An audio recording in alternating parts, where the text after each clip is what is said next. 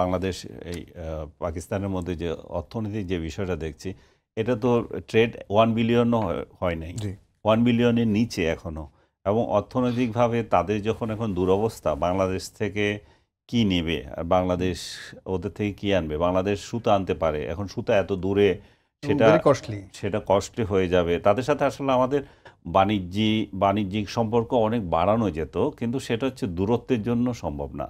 হুম এখন তারা কতটুকু ছাড় দেবে, যে দূরত্ব, তোমার কস্ট এফেক্টিভ হওয়া, এগুলো কতটুকু দেবে? আমি দেখলাম যে আজকে আমাদের বিজিএমই এবং ওদের যে অর্গানাইজেশন, তারা আবার চুক্তি করছে, এমওইউ করছে, তাদের মধ্যে কোপারেশন কীভাবে বাড়ানো যায়। তো যত কিছু হোক, আমি তো পাকিস্তান থেকে আনার মতো কিছু দেখি না। দেখি ড্রাই ফ্রুটস কিছু দেখি, আর যন্ত্রপাতি কি আছে জানি না, আর অস্ত্র তো তাদের নিজেদেরই নাই, এগুলো কি আনবো আমরা?